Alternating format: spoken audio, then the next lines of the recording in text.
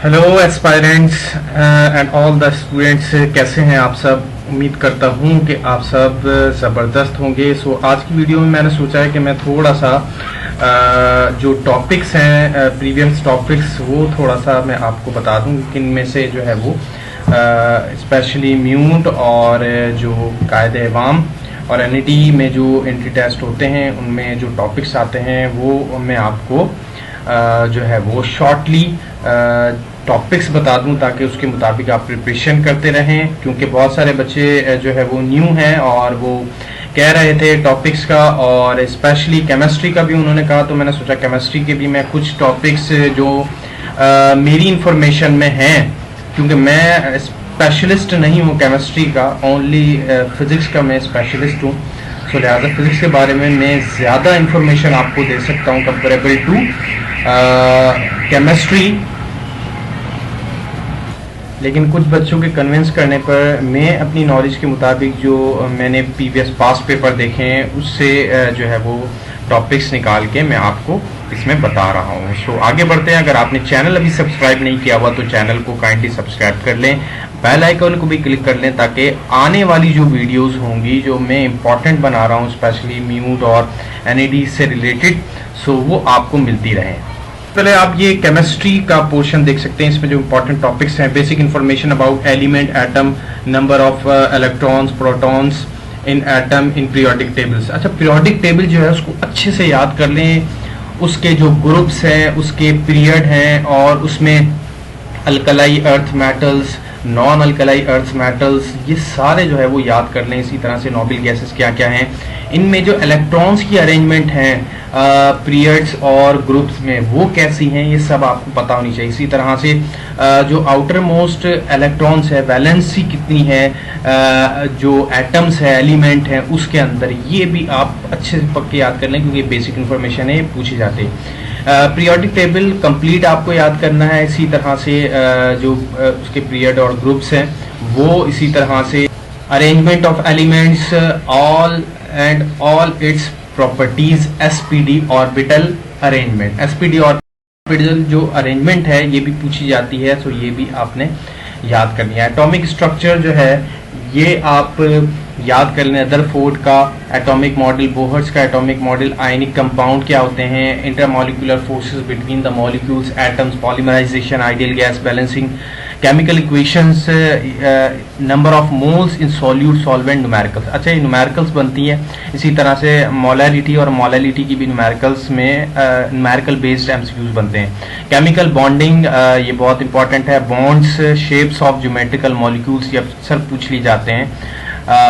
इसी तरह से पाई बॉन्ड, सिग्मा बॉन्ड, इसकी जो शेप्स हैं वो भी पूछ लिए जाते हैं। केमिकल रिएक्शंस जो है ये इंपॉर्टेंट है। Rate of reaction, change the state, reversible and reversible reactions, ये और इसकी एग्जांपल्स भी पूछी जाती हैं।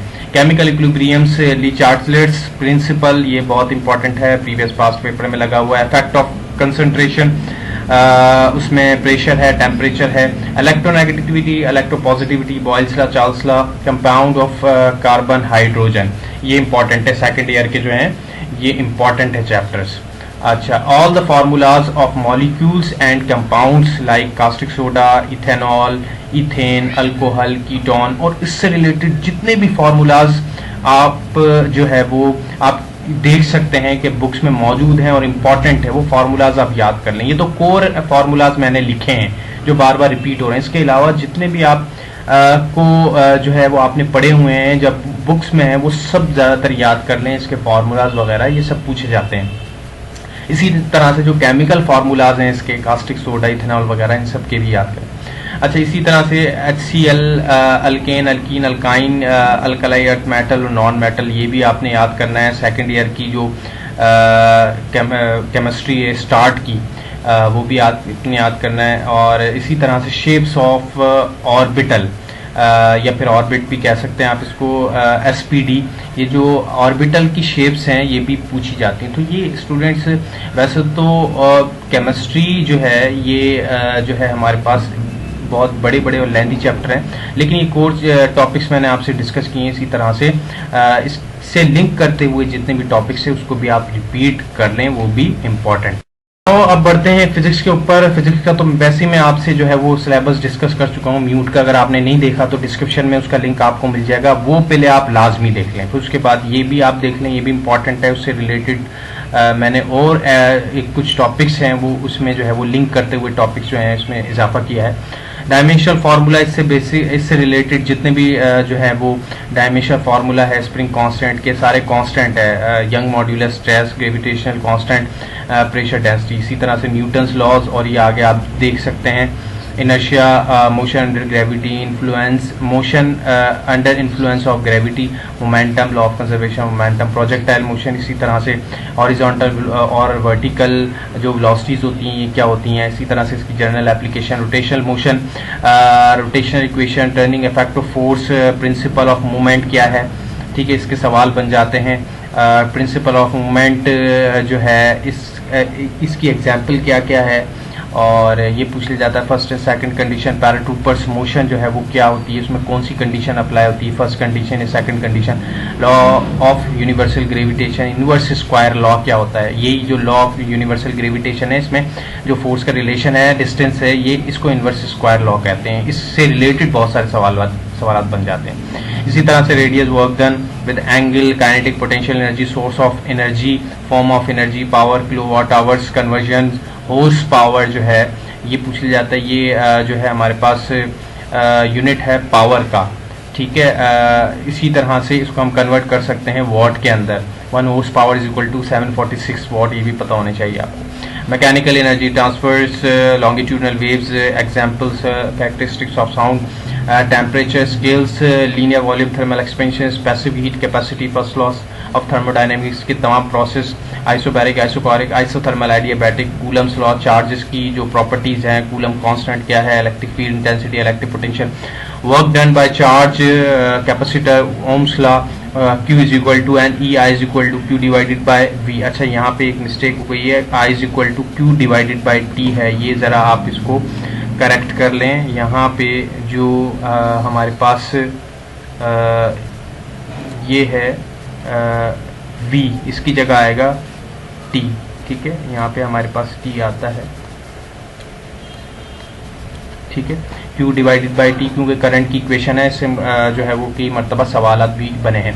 Electric power P equal to I V, 3 फार्मूले हैं इसके, P equal to I square R, ये स्क्वायर है याद रखिएगा, ये हमारे पास स्क्वायर है, ये जो 2 बना हुआ है ये 2 स्क्वायर है आई के ऊपर।